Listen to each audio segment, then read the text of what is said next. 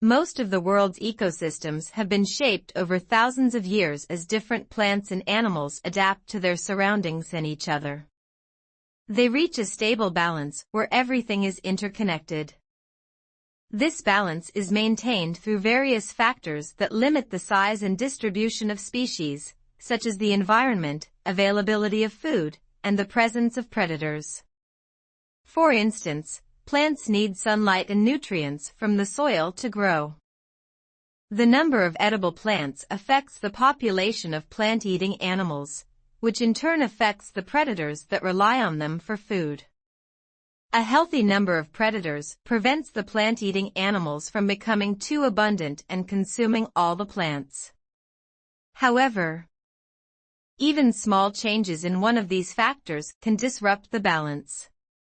One major change that can upset ecosystems is the introduction of non-native species. When a species from a different habitat is brought into a new environment, it may face different limiting factors, predators, food sources, and climates. If the new environment doesn't have effective limiting factors for the introduced species, it can multiply rapidly, outcompete native organisms for resources, and disrupt the entire ecosystem. Sometimes, species are introduced into new environments through natural means like storms, ocean currents, or changes in climate. However, the majority of invasive species are introduced by humans.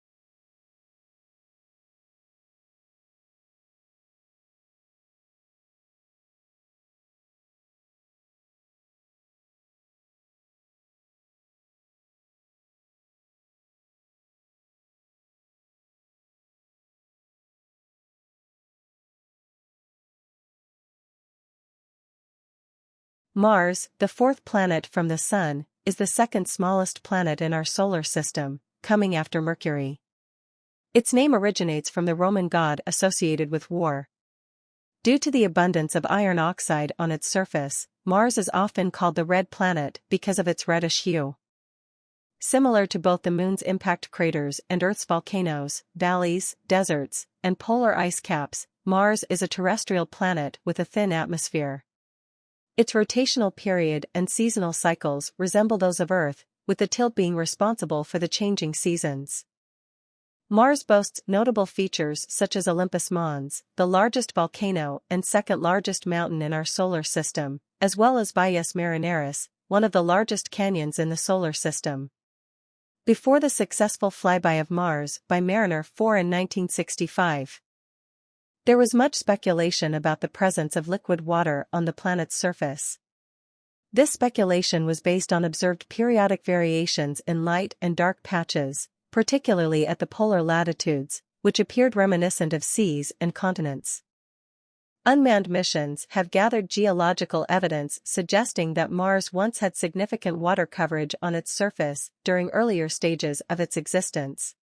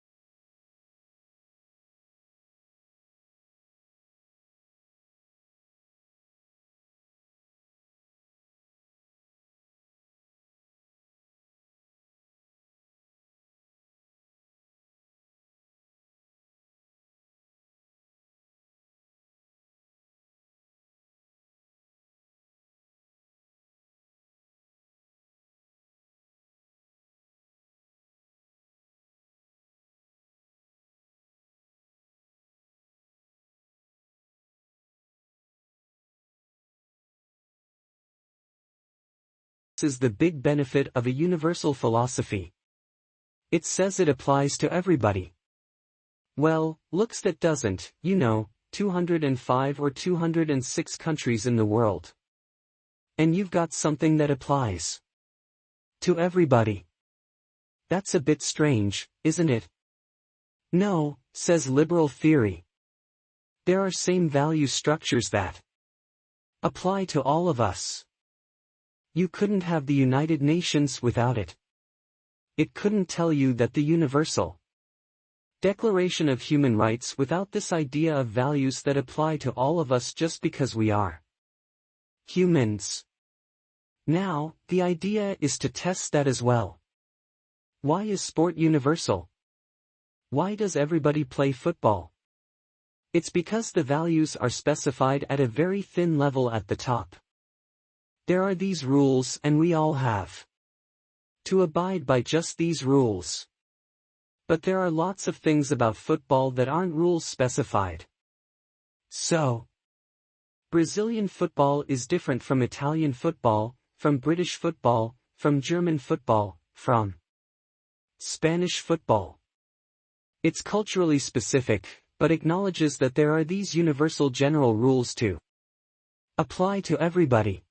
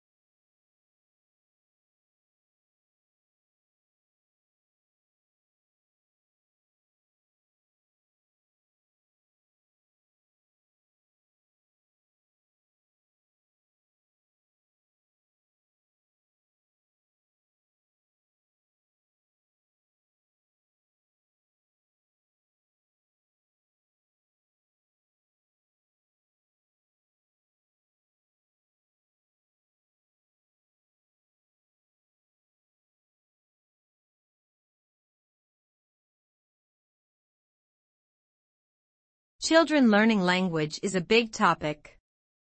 Let's break it down step by step. When does a child start being a child? Many people believe that language learning begins around 12 months, when kids say their first word. However, we shouldn't overlook the importance of the first year of life. Even before you are born, there are a few months when you can already hear and understand the language spoken around you. So language learning actually starts earlier than most people realize.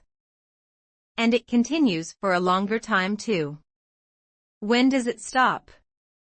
Well, in a way, we are all like children when it comes to learning. There isn't a clear endpoint for learning new sounds, although there are endpoints for learning grammar and vocabulary. We keep learning new words throughout our lives, with millions of words in the English language alone. Most of us have a vocabulary of around 50, 60, or 70,000 words, but there is always something new to learn.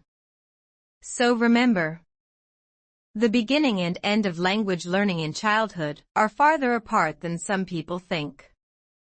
This means there is more to study and learn than many people realize.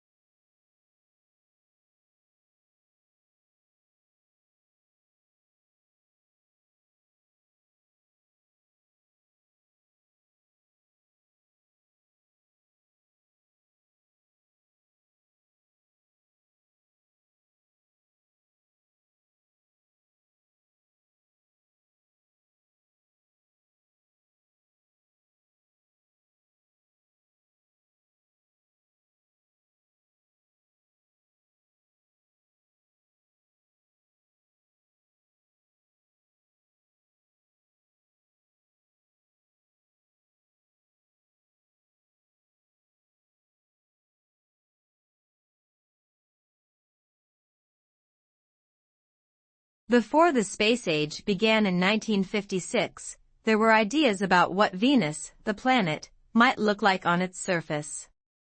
These ideas were a mix of science fiction and scientific speculation. However, it wasn't until 1967 that these ideas were disproven when detailed measurements were taken by the Mariner 4 and Mariner 5 spacecraft. These measurements revealed that Venus is extremely hot, with clouds made of sulfuric acid. This means that Venus doesn't have a pleasant water cycle like Earth does. Recent findings from the Venus Express mission have shown that while there are some Earth-like features on Venus, overall it is quite different from our planet.